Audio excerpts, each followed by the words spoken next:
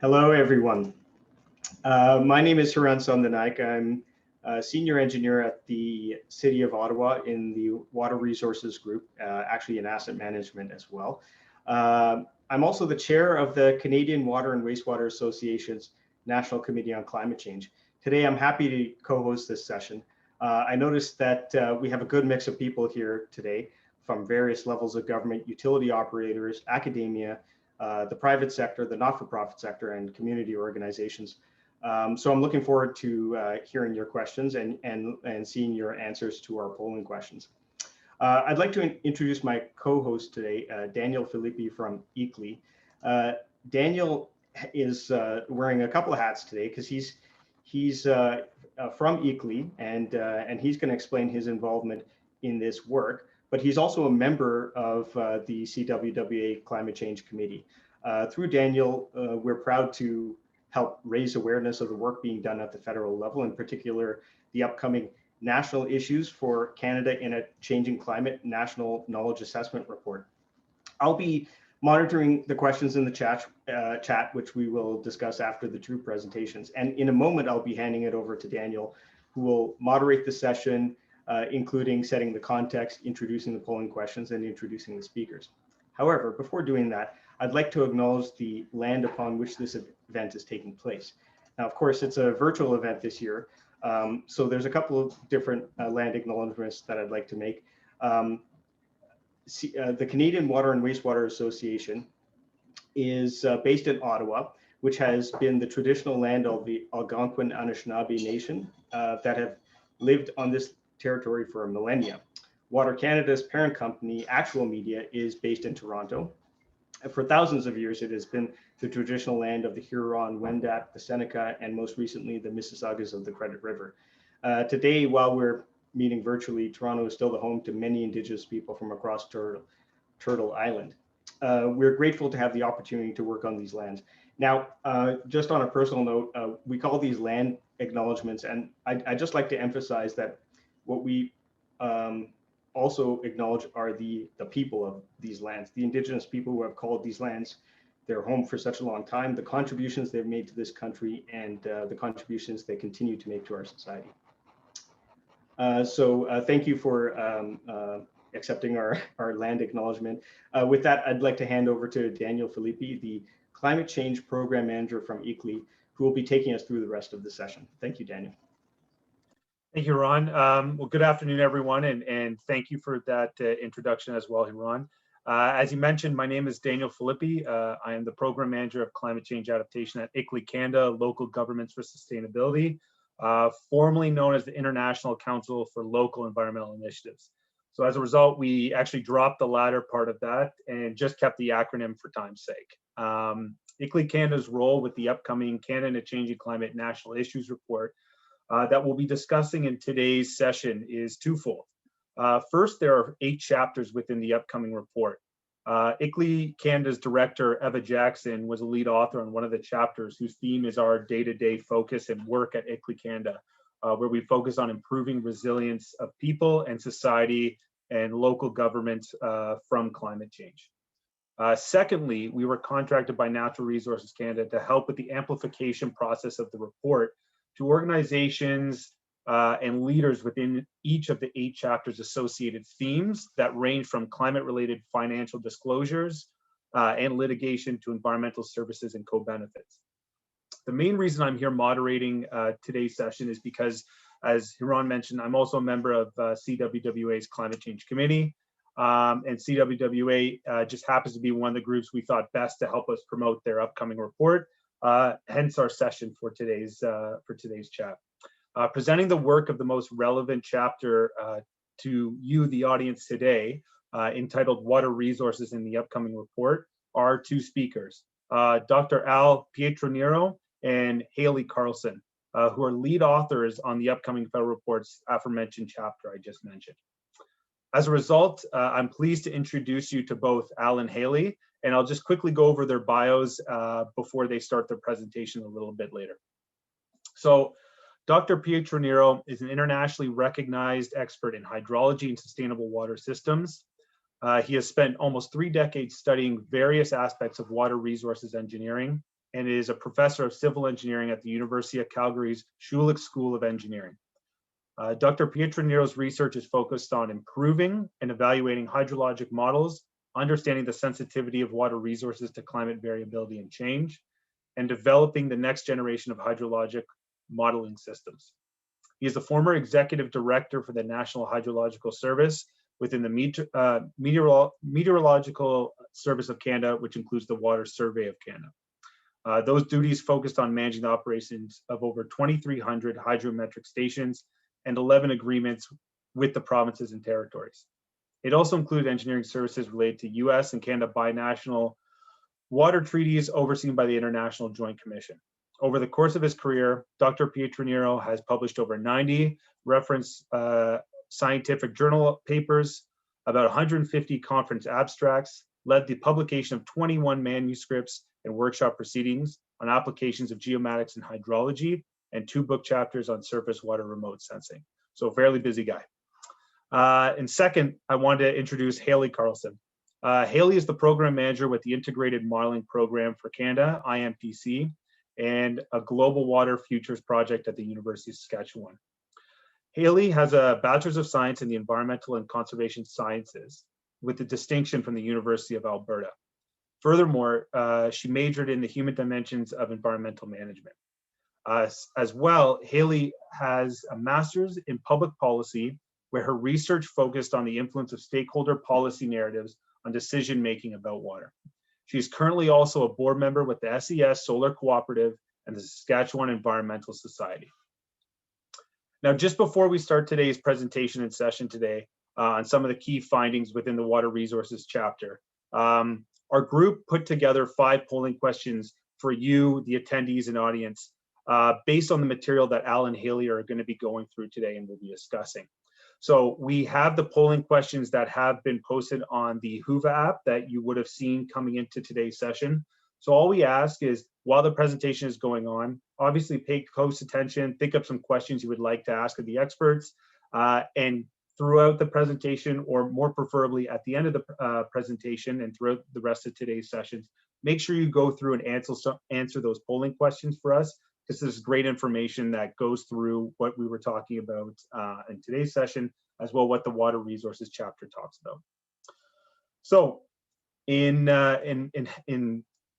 stance of that and ahead of that, thank you in advance for the participation in those polling questions. And without further ado, I will let Al begin the presentation, and Hayley will present as well halfway through.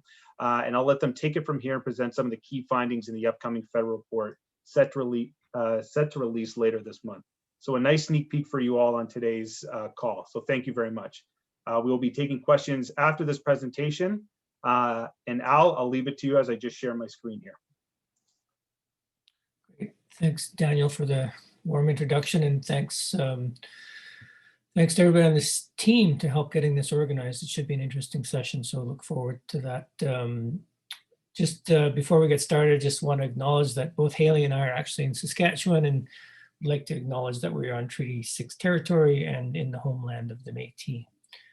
I'd also like to just acknowledge our co-authors here. So Wendy Leger, who's with Environment and Climate Change Canada in Ontario, who works on Great Lakes issues, Stephanie Merrill, who's a knowledge mobilization expert with the Global Water Futures Program, and Pat Gober, who's a professor in sociohydrology at the University of Saskatchewan. So I'd like to acknowledge them as the co-authors. So we can go to the next slide, Daniel, thanks. So basically what we're going to talk about today, just a bit of an overview and some of the caveats that went into constructing this chapter, basically. The way we interpreted what was asked was basically to understand what and how we're doing in adaptation in Canada relative to what we know as the best practices. This was really supposed to be an assessment and not prescriptive. This isn't a cookbook on how to do adaptive management. It's just an assessment of what's there. We reviewed and hundreds of pieces of gray and peer-reviewed literature. And our focus was mostly on work that was published after 2014. We did have a word limit, 15,000 words, and so we couldn't put everything in here. So we tried to handle the overarching issues with a few sort of close-ups of some studies and some case studies to illustrate some important points. And so we'll go over a few of those today in this talk. So next slide, please. So the first key message, and this is how these things are structured, is in terms of key messages. The first key message is really focused on actually the previous effort on how climate change is already affecting Canadian water systems. This is work published by NRCan a couple of years back, I guess now.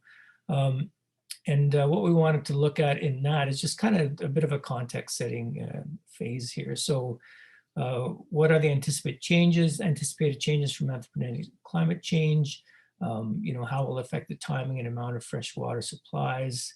What are the impacts that we expect to see? And how will that change as we move on in the century? I think a particular concern to us, given that we're a cold nation, a cold country, is how snow and ice melt and changes to those systems might affect the freshwater resources, and also focused a little bit, considering we live in the prairies perhaps, but on increased evapotranspiration and evaporation, and how warmer temperatures may reduce future water supplies. So that's where we focused our efforts on key message 1, and we'll just go through a few of those right away here. So slide number 4, please. So some of the findings of the study were quite interesting. I think that those of you who do this kind of work know that there's nothing set in stone with respect to water futures and climate. There's some areas where we have a lot of confidence in what we say, particularly on warming temperatures. I think one can argue that there's a fair bit of confidence in what the temperature profiles are going to look like in the future of various parts of the country. Where it gets a little difficult is really on the precipitation side and trying to understand what's going to happen to precipitation regimes. And so the confidence does tend to go down in some of those areas. And of course, surface runoff is the interplay between those two, right? And so, some of the findings from earlier reports on Canada's changing climate, a couple of things we're seeing is changing in the timing of water availability. Total volume of water flowing through the river basin in average years shows very little change. So the mean annual flows aren't changing that much, but significant shifts in timing have been observed. So that's probably one of the most important outcomes of the changing climate report. And then we are seeing generally, because the atmosphere can hold more moisture, increasing precipitation and transition from snow to rain. And that has some concerns across the country. And so these highlight some of the areas where we see projected increases and decreases in flow across the country. It's important to understand that timing is everything in hydrology. And so, these represent sort of average phenomena over perhaps the year. And so it's always a bit tricky to generalize on these types of things, but this is what we've put into the report, and sort of gives folks a general idea of what's going on.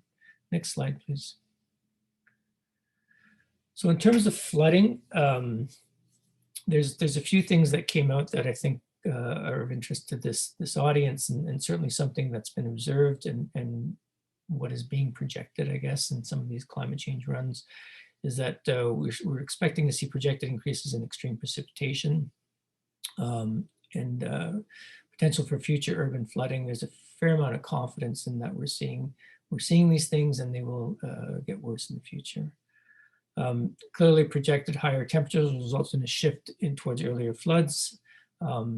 Again, timing is important here. So there's medium confidence in understanding how that's going to actually unfold over the next few years.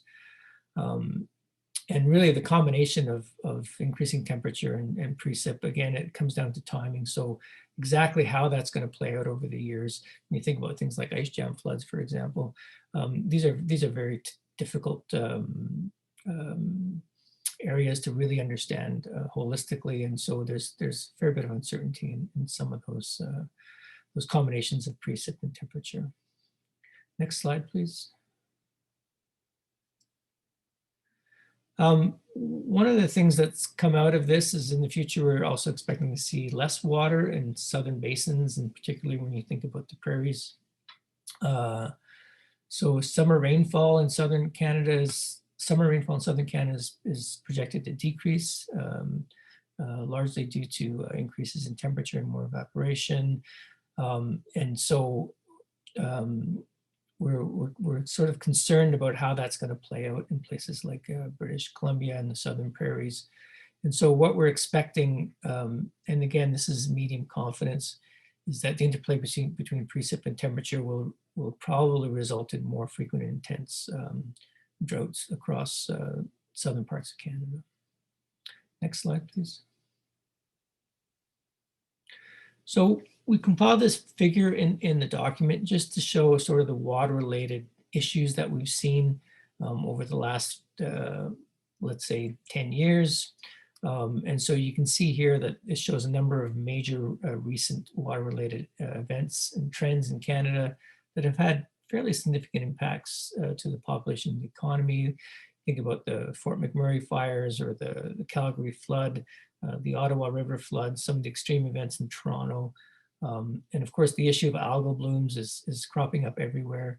And so all these are having an impact on Canadians. And so the current reality for water practitioners in every part of Canada is that the design and operational protocols, and I don't think I'm speaking out of turn here, I think everybody recognizes this in the audience, is that the design and operational protocols for water resources management are almost exclusively based on historical understanding of the resource, right? And so how do you move into a future climate and plan and design for the future? That's unclear, and so just acknowledge that point and trying to think about ways of moving that forward. So next slide, please. So the next section that we developed really speaks to the way we are coordinating, or I guess not coordinating, to reach our adaptation goals. If some of you were at the talk earlier today on the water agency, it's fairly clear that jurisdiction over water lies with provinces and territories, with Indigenous groups. There's lots of stakeholders, and there's multi-levels of governance for the management of water resources across Canada.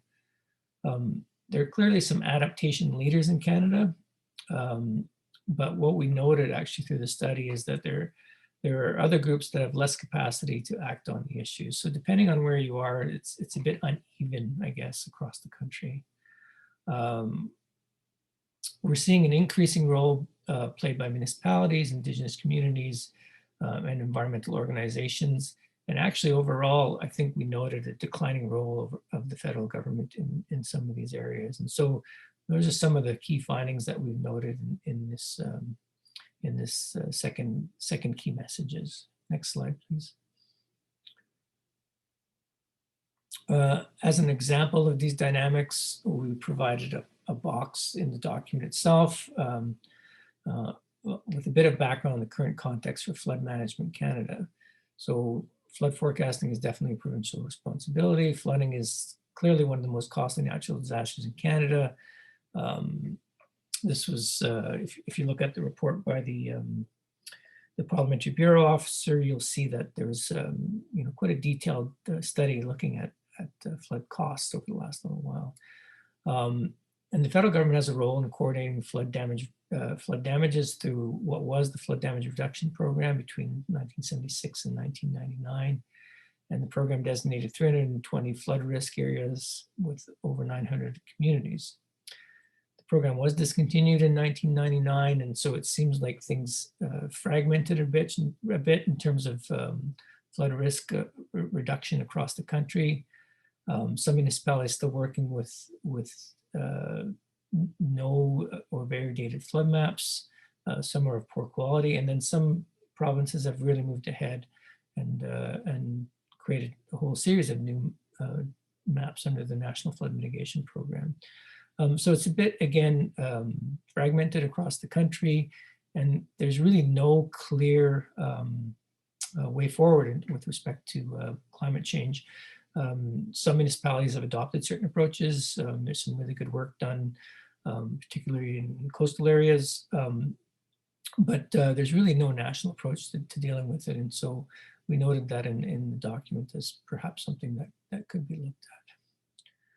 So we'll move to the next slide and we'll pass it to Hayley. Thanks, Al. So before Al talked about the uneven adaptive capacity to act on adaptation issues that we were noting in the reviews we were doing, much of the literature and interviews that we did with practitioners to prepare for the chapter was making it clear that high levels of adaptive capacity were depending on access to adequate technical and financial, social and human capital. One of the groups that we do focus on in a bit more closely in the chapter is municipalities. And as you can see from the graph on this particular slide, they have been slowly accumulating larger amounts of public infrastructure while federal ownership share of this infrastructure is declining over time.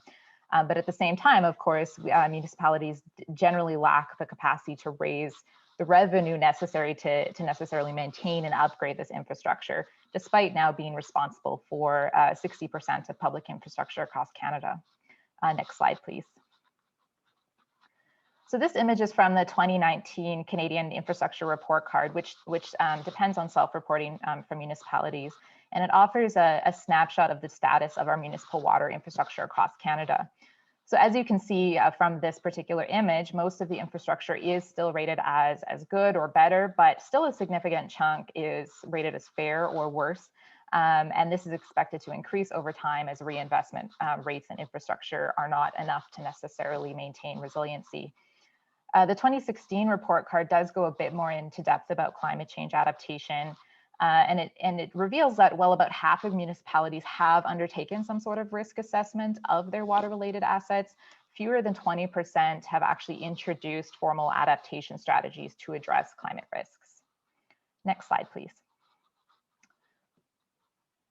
So some of the strategies groups were using to coordinate more effectively around adaptation, because as Al noted earlier, there are all of these different groups trying to coordinate together to act on the issue. The most frequently mentioned strategy that we came across, particularly in interviews with practitioners, was partnerships. And these are both formal and informal. And people were using partnerships to facilitate information sharing, to build trust and cooperation mechanisms to act on the issue, and also to access some of that technical and financial capital that they might not have access to if they were acting alone. Risk sharing tools were allowing people to basically share in the cost of mitigating and recovering from extreme events.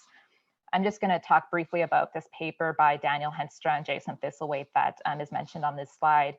They analyzed policy instruments that were applied for flood risk management in Toronto and Calgary specifically. And one of the things they note is that most of the approaches around flood risk management in municipalities is still hazard-based. So it's focusing on the probability of the hazard occurring rather than risk-based, which incorporates that probability of the hazard occurring, but also the consequences of the hazard due to exposure and vulnerability. Larger institutions and governments were also providing support for local adaptation efforts. So I'll give a shout out to ICLEI here, who you heard about earlier in this presentation. They've been credited as a key driver of municipal mitigation and adaptation action across Canada. Another strategy people were using was incorporating diverse sources of knowledge, such as traditional Indigenous knowledge. And this can add information that wasn't previously available when looking at the issue from just one perspective. One of the most progressive examples of this in Canada, even though it's about 10 years old at this point, is the Northern Voices Northern Waters stewardship strategy of the Northwest Territories. This strategy and its corresponding action plans were co-developed by the territorial governments and Indigenous communities. The documents explicitly provide recognition for Indigenous rights and considers Indigenous knowledge equivalent to Western science perspectives.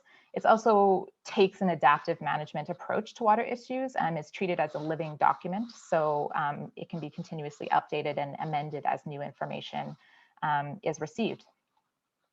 Next slide, please. So as a case study into coordination, we looked at the role of transboundary and watershed organizations across Canada, which are often at the forefront of coordination efforts when it comes to adaptation in the water resources sector. So one of the cases we looked at in particular when it comes to transboundary organization was the role of the International Joint Commission. So the IJC, as I'm sure many of you know, is a binational institution for the resolution of water disputes and handling of water policy issues across the US-Canadian border. They do work on the Great Lakes region, but also other transboundary water systems such as the Red River and the Columbia. They've made a number of notable accomplishments when it comes to water adaptation in the water resources sector. So they have completed a number of large transboundary integrated assessments, and these have led to very flexible management plans and operating rules for water systems that can respond to climate variability. And their Great Lakes Water Protocol of 2012 was the first actually transboundary coordinating instrument in the world to explicitly address the impacts of climate change on water quality. And the IJC also released in 2018 a climate change framework that is meant to provide guidance to the various IJC boards that operate across Canada and the US to address climate change in the way that they design policy and operate to maintain the resilience of the systems that they're responsible for. Next slide, please. So the key message for the next section speaks to innovative approaches to adaptation in the water sector. So as Al said, this whole report wasn't meant to be prescriptive, but we did assess what we were learning next to what we knew were best practices in the literature. And this section looked at the approaches people were taking, particularly to adapt to conditions of deep uncertainty that can often be the case when we don't know what the future holds for water resources in Canada. Next slide, please.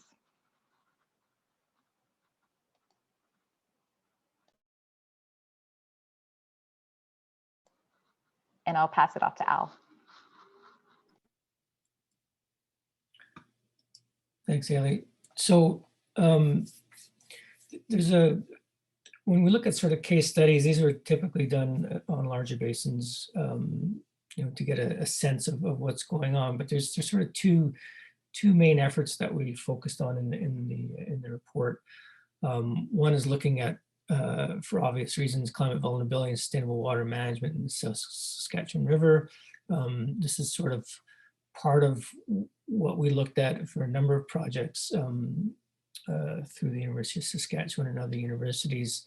But the idea here was to look at recent events, things like the Calgary flood, look at other areas where people are looking at sort of offline storage or new storage capacities. I think everybody's aware that the Water Agency has a mandate here for looking at perhaps increasing irrigation in Western Canada. And so, how do you develop robust or low regret solutions in some of these projects as they move forward, particularly as you think about something like how these things will be impacted in a new climate, right? And so, at the surface, you can think about the prairies and water storage in the prairies as do we have to increase basically man-made storages to deal with issues with timing in the prairies? And these are difficult things to come up with, and nobody's going to make a decision based on the uncertainty we see in the models currently. And so there's this kind of approach of moving to a more of a low regret solution. And we applied that in the Upper Lake study when we focused on really looking at coping zones by sector. So coming up with a strategy where we looked at maybe plausible future scenarios, moving away from this top-down modeling approach to focus on where do the impacts matter? What can you live with respect to lake levels in Lake Michigan, as an example? And so this is sort of a bit of a bottom-up approach, really, to deal with some of these issues, and maybe look at it from a plausibility perspective as opposed to a straight top-down modeling perspective, if you like. So next slide, please. So one of the areas we looked at was this whole idea of adaptive management. And so the purpose there is really kind of twofold. It provides really a structured iterative process for decision making. And so it really requires boundary organizations to meet with stakeholders and to try to understand what's going on and how climate change realities are impacting communities, municipalities, all the stakeholders involved. What we found was, again, there's a really a lot of effort done in the IJC. There's an adaptive management group led through Wendy on the Canadian side. Wendy Leger is one of our authors. And really there was sort of two things that we looked at there. One was, as I said, engaging the stakeholders. The other was making sure that the monitoring of what's going on in the basin continues in a real way. And so you really need to understand how things are changing. And so there's a real push, I guess, into the adaptive management approach to ensure that monitoring is happening, and that we're actually looking for changes and signals in what we see in the monitoring side. And so we can move to the next slide, please.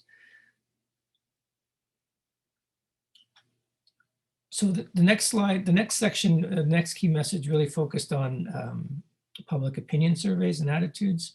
So, in the context of what we said earlier with respect to some of these major studies, we wanted to focus and hear what the public opinion surveys were looking like and what attitudes were out there in general. This is a lot of sort of Hayley's expertise, and so she'll be speaking to those next few slides. So Hayley, did you want to? Sure, thanks. If you could advance one slide. So I'm sure it will come as no surprise to everyone on this particular webinar that water generally is perceived by Canadians to be very abundant and of high quality, but also tends to rank lower than other issues. So you can see the graph on this slide it's from the latest Royal Bank of Canada Water Attitudes Survey, which was done in 2017. And you can see water issues and climate change issues ranking under other issues like cost of living and the availability of healthcare options, as well as economic problems. Generally, people are perceiving climate change to mean that there will be more extreme storms in the future. There might be flooding and drought. Next slide. But generally, though, we were seeing, observing in terms of looking at these surveys and the results from them, that there was a low level of preparedness among the general population for extreme events. So the same survey I mentioned from RBC, in that survey, only 35% of those surveyed reported that they felt prepared to deal with flood and drought events. In another survey we looked at, almost all of the 2,300 Canadians surveyed believed that homeowners are primarily responsible for providing flood protection for their property, but less than 30% of people reported that they had pursued any of those protective measures, and only 6% could identify if they lived in a designated flood risk area or not.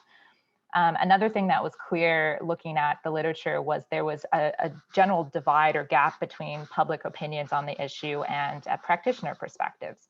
So for example, a big one is around infrastructure, where practitioners were believing that aging infrastructure was the most prominent future risk to the Canadian water sector, but only 1 in 5 Canadians believe that major infrastructure investments are required. Next slide, please. So I just spent a lot of time talking about issues that are there with public attitudes and opinions. And I just want to say, despite some skepticism and regional differences in opinions and that gap between public perceptions and practitioner perspectives, there was overall strong support for action on water-related impacts of climate change. And people were wanting government in particular to play a strong role. Some of the policies that rated high in terms of people voting for them were regulatory approaches to control water issues and increasing water pricing for what people were perceiving to be large water users, such as industrial and commercial users. The graph on this particular slide is from another study done at the University of Waterloo, where they asked people to tell them who they think should play a role in protecting against flood risk. And that is in the blue, those are the blue-green bars, and you can see that municipal and provincial governments, as well as homeowners, people are perceiving to be primarily responsible for protecting against flood risk. Whereas in terms of the groups that should be playing a role in paying for the damage from flooding, we're seeing insurance companies obviously scoring high, but also you know, some significant role by provincial and municipal governments as well. Next slide, please. So the last, or sorry, I'm a slide ahead here. In terms of the strategies people were using to build public support, one of the big ones was making sure people were framing water issues, which can sometimes be framed or perceived to be sort of niche issues, making sure that they were discussed and framed in a way that was relevant and usable by Canadians. So one of the strategies that folks were talking about was framing water issues in terms of co-benefits. So this could be monetary savings or public health benefits that could emerge from water adaptation actions. Also making information available when people are making decisions. So there was a demand for flood risk information being provided when people are purchasing a home, for example. Another strategy was identifying the behaviors that were actually preventing people from engaging in whatever desired activity that would contribute to adaptation. And these could be things like time or financial constraints that people were facing. In the city of Barrie, the example we provide on the slide, financial constraints, for example, were identified as a major reason why people weren't installing water efficient appliances. Another one that doesn't actually appear on this slide, but that was talked about particularly in interviews with practitioners, was making use of opportunity windows. So these might occur after these large sort of public events that appeared on the slide earlier that Al was talking about, such as the Calgary flood or the Ottawa floods in 2017 and 2019, that made it possible in a new way for practitioners to ambitiously pursue adaptation strategies because they had high level of interest and willingness from the public and elected officials, whereas they might not otherwise. Next slide, please. So the last key message in this section of the report, we really focused on reducing vulnerabilities and particularly the role of our information systems have in terms of informing resilient design, as well as our adaptive capacity in terms of infrastructure design and maintenance. Next slide, please. So one thing we did note is that while vulnerability studies, they are pursued quite regularly across Canada, they're often pursued by a variety of different organizations using different methodologies. So it's really hard to get, when you're looking at a sort of Canadian perspective, it's hard to get a standardized view of what's going on. As I'm sure everyone on this call, on this particular webinar knows, high quality, systematic, regularized data collection is not the norm always in parts of Canada. So there is a range of information available across organizations, but the temporal and spatial resolution of that data really varies differently, depending on the capacity the organization has to provide that information. The image on this particular slide is from a synthesis of 25 vulnerability studies or vulnerability assessments that were done across Canada to pull out trends. And with respect to information systems, this study noted that it can be very computationally expensive to get the right climate change information, particularly as responsibility for adaptation can sometimes be downloaded to municipalities or community groups that might not have the capacity they need to acquire the information they need. Also, that local expertise was very valuable. So obviously having someone who understands the local system and the nuances of that system can be very useful when you're pursuing adaptation actions. And then also that some jurisdictions, and this was noted earlier in the presentation, some jurisdictions are still using very dated methodology. And they provided specifically the example of the city of Welland that was using 1963 IDF curves as recently as 2012. Next slide, please. So in terms of infrastructure, water issues are one of the main hazards to Canadian infrastructure. And in general, case studies were pointing at a few best practices that people were pursuing in order to maintain resiliency in water infrastructure design and operation. One of those, of course, was good maintenance and management. So we're seeing older infrastructure or poorly maintained or managed infrastructure being more susceptible to impacts from climate risks. Also, building redundancies into water systems was a strategy different groups were pursuing. So things like building multiple intake points or delivery mechanisms.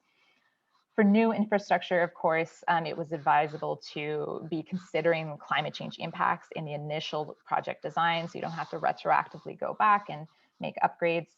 And then also ensuring that infrastructure-related codes, standards, and related instruments were reflecting reliable and up-to-date climate change projections. A number of the studies we looked at, though, also pointed out a few major vulnerabilities that remain. One of these is something Al already mentioned, that design and operating rules were largely based on the historical empirical record and not necessarily incorporating some of those anticipated unprecedented future conditions.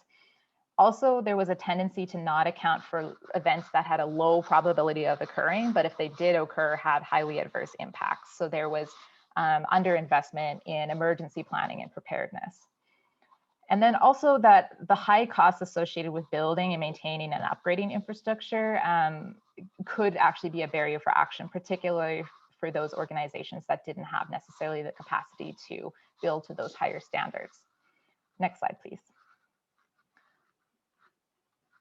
So the last slide for this section just speaks to a major trend that we noted was that there's sort of this rise across Canada of interest and implementation of nature-based solutions or natural infrastructure, which can be both fully natural in terms of conserving a wetland, for example, or also can be engineered, such as engineering a wetland and an engineered outlet. Typically, natural infrastructure tends to be more flexible and offer co-benefits. It can be more cost-effective as well. But we did note in the literature and talking with practitioners as well that there's a general barriers around widespread implementation, just because there's not necessarily the right knowledge and expertise out there, and there's often policy or regulatory barriers that do favor built infrastructure. Despite these barriers, though, as you can see from the slide, there's quite a few examples, successful examples particularly across municipalities in Canada. And I will pass it off for the conclusion to Al. So yeah, thanks. Next slide. Thanks, Daniel. So hopefully that gives everybody an overview of sort of what the chapter is all about. I'm thinking it's coming out in perhaps a month or so. So just to conclude, so we do provide a few pages on knowledge gaps and research needs in the chapter, which we'd encourage people to read. Primarily what we're doing is setting the stage for the chapter and making the bridge between the work done by Barry Bonsall, Dr. Barry Bonsall in Environment Climate Change Canada and their team on what climate change in water resources was looking like, and then how to make that link on the adaptation side. So we know climate change impacts on the water cycle are occurring, but it's sometimes difficult to know what will happen. And of course, it's confounded by the fact that climate change is happening, but there's also natural variability. And there's a lot of anthropogenic effects, management of water systems, et cetera, that make it really sometimes difficult to tease out, these sort of phenomena between what's happening on the climate change side versus what's happening with respect to how we've altered the water systems through different infrastructure. So the adaptation strategies we summarized today are evaluated in light of how they will serve us in the uncertain and complex context. So, I think we need to keep this in mind as we move forward, that there's no silver bullet here. It's going to take a lot of work and a lot of effort Canada-wide to really understand how this might impact us. And so we're not trying to sugarcoat it in the chapter. We're just trying to give a bit of a path forward on how to think about it. So our impressions from reviewing this material and the case studies is that pockets of innovation and adaptation success stories are definitely happening in Canada. This is the good news.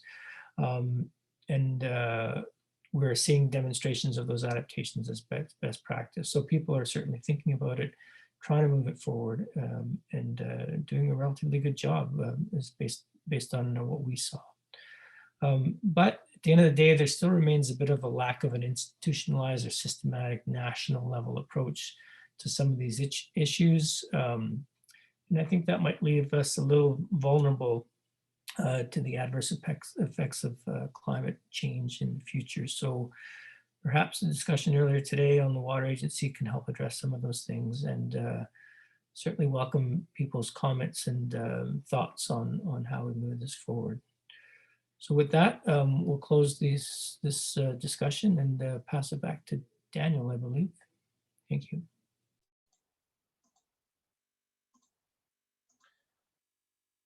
Okay, Al and Hayley, thank you very much for your presentation there. Really interesting. We actually already have a couple questions coming in from attendees, so I'll pose them to both of you, and I'll kind of point to either one, and then if there's follow-up for the other presenter, please feel free to jump in after. So the first question we had that came in is, what are Canada's thoughts on rainfall intensity changes due to climate change? And Al, maybe I'll point that towards you first, and then Hayley, if you've got some input yourself, feel free to jump in. Yeah, so a couple of points. The report on Canada's changing climate actually does address that, right? And we're actually seeing increases in intensities from climate change. So IDF curves are changing, there's no doubt about that. And they do try to address it, but it is a difficult problem because the climate change models, as those people who work with these systems know, are not really adapted at getting to that level of granularity, if you like, with respect to municipal IDF curves. And so there's been a number of studies done in the literature on how to deal with it, a lot of stochastic type modeling, you know, those types of things. But there's no, as far as I know, there's no real systematic way of dealing with it across Canada. So for now, I think the answer is you kind of need to do analysis. The engineering sector has to do analysis locally, perhaps look at stochastic models or rainfall generation models. And hopefully with time, we'll develop strategies across the country that that can work. Ideally, it would be perfect, I think, at the end of the day, to see if we can come up with a national map of IDF and changes. And I think the consulting community and others would like that. And that might be possible down the road. Thanks. Hayley, any further input on that?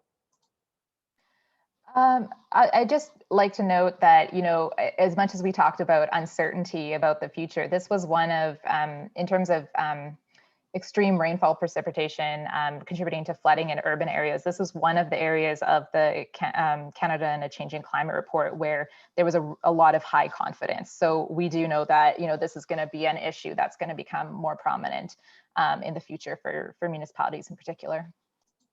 Okay, very good. I see we have another question.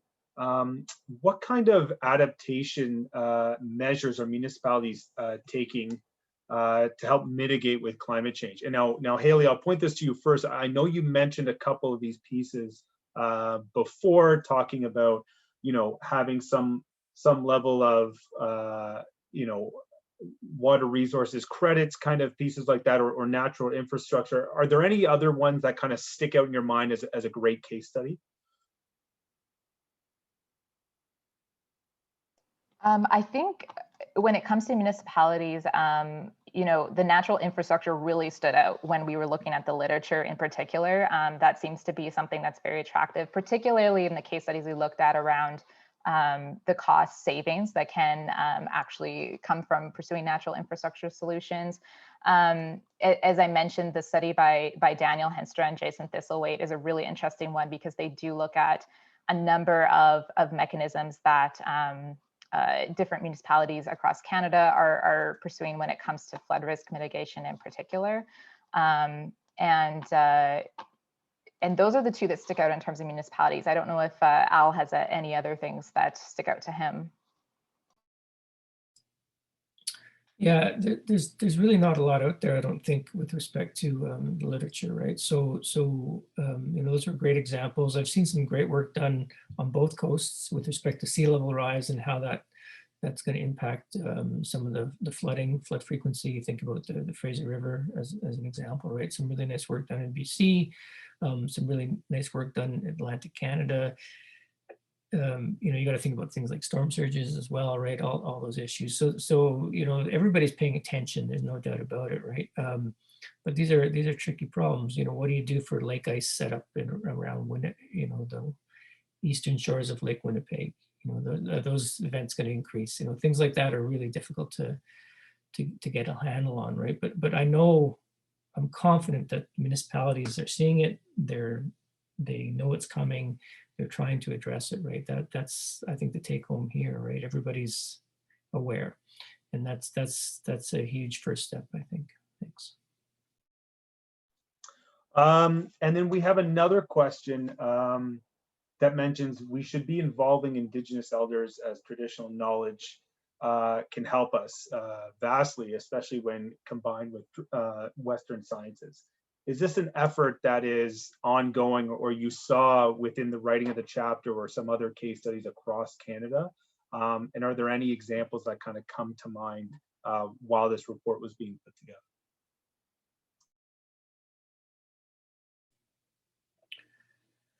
Well, I can certainly share some of my own experiences, having done a lot of studies across Canada in my previous role. But you know, I think about some of the efforts in the Peace Athabasca Delta many years ago, where, you know, traditional Indigenous knowledge was actually part of the process, right? And so there's histories there that are understood by people that live on the land that aren't understood by people that don't, right? And so so these things are invaluable at the end of the day, right? Understanding something as simple as, well, you know, we remember when the water level was this high on this body of water. What's interesting over the last, I'd say, 5 or 6 years is we've seen the need for this grow. I can't say that it's completely accepted yet, because people are still struggling with it, right? And I think scientists struggle with it a bit too. But I noted in the recent SURA study that I was involved with, right? I mean, there is a real push for Indigenous knowledge, traditional knowledge as part of that study. It actually fits in with all of the current IJC studies, so it's a major part of all those studies, so that we can, you know, understand actually, you know, A, the perspective, but B, the science, you know, that First Nations bring to the table, right? It's important to sort that out and make sure it's heard and move it forward. So I guess I would argue that it's increasing in our science space, if you want to put it that way, but there's still a lot more to do as well. I can follow up as well. Sorry, I'm pulling out case studies in the background here while and I'm struggling to keep up. But I will mention, like, generally speaking, when we were looking at the literature and even talking to practitioners, case studies around working with Indigenous communities were generally more prevalent in the Northern Territories and talked about more frequently in the Northern Territories. Obviously, there's some different sort of legislative rules there around operation.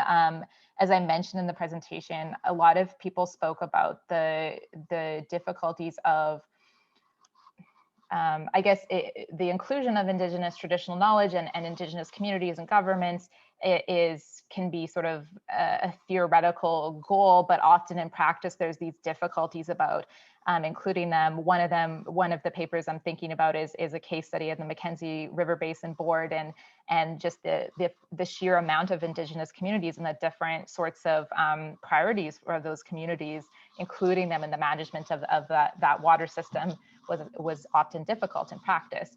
The Northern Waters, Northern Voices strategy I mentioned is still an exemplary example. And another group that I can think of is the Red River Basin Commission. They've recently signed a memorandum of understanding with the Southern Chiefs Organization in Manitoba to really commit to collaboratively working on particularly deteriorating water quality issues and flooding. And there's a lot of local case studies in Northern Canada, as I said as well, particularly working with communities. But I'm thinking back to an interview I did with a practitioner in the Northwest Territories, and they had mentioned that often for the communities, it's difficult to think about adaptation. On one hand, they've already been adapting because Northern Canada is warming at 3 times the rate. They're already ahead of us when it comes to adaptation. But on the other hand, they're also dealing with a number of compounding issues, such as cost of living or living conditions, things like that, that make it hard to sort of think about long-term strategic planning.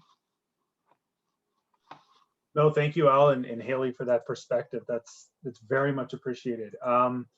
Just given the timing we have, I know we only have 4 minutes, and there's another great session after ours today, so I don't want to take up too much more time. What I'll mention is there's some more questions coming in. As attendees, please feel free to keep putting them in. We can try and answer them maybe after the call today if some of the panelists have time afterwards, or ourselves, Ron or myself. So please feel free to keep those coming in.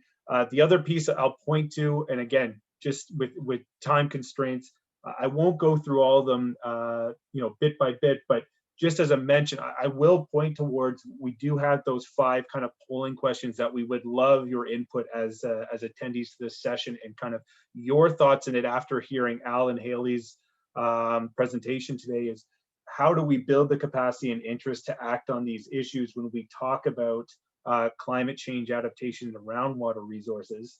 Have you worked on adaptation planning in your personal portfolios with your day-to-day work? And do you plan on working on one in the next 10 years? And then our last 3 questions are then, what are the barriers to adaptation action from your perspective? And again, we've listed a bunch of different answers there that none of them are specifically right or particularly right, but based off all those, we kind of want to get an understanding of what practitioners in their day-to-day lives think are some of these barriers that need to be overcome. And then, is climate change adaptation or adaptation to climate change a major issue? I think after today's call, we can definitely say a fairly resounding yes, especially with the group that's on this call today. But again, there are those issues, as Hayley and Al pointed to, in terms of public perception, and how do we grow that public perception or knowledge of what these issues are in their communities and how they can better work towards those. And then finally, who is responsible to do that adaptation work? So again, pointing back to the slide that Hayley presented on that graph with the kind of bluish green teal colored of who's supposed to be working on this, and then the orange colored bar graphs of who's supposed to be paying for this, and talking about NGOs. We're talking obviously about the insurance industry, and then all 3 levels of government, and then homeowners themselves. So where does the onus lie in terms of who's going to be protecting their assets, or even key assets when it comes to major climate change adaptation issues, and where is the funding coming from? So given that there's 2 minutes left, I'm gonna actually just pass it over to Hiran. He's gonna kind of do a little final wrap up here and talk about the next session. But again, I want to give a hearty thanks both to Al and Hayley for today's presentation. We really love the insight. Again, Al made mention of it. The report will be coming out hopefully sometime this month or over the next month, and we've got a nice little sneak peek of that today. So thank you very much, and Hiran, thank you. Thank you, Daniel. Yes, I'd like to echo those thanks for our 2 speakers and for yourself as well, Daniel. Excellent job. Thanks for helping us bring this to our membership. I know we don't have time to go over the polling questions. I just wanted to remark on one thing I saw, that in the polling question asking about, is adaptation to climate change an urgent issue? No one said, I'm not really sure. No one said, not really. And no one yet has said no. So that's a clear trend, at least right now. These polling questions are still open, so please feel free to answer however you will. It's not clear to me whether that would have been the answer 10 or 15 or 20 years ago. So I just thought that was an interesting thing to note.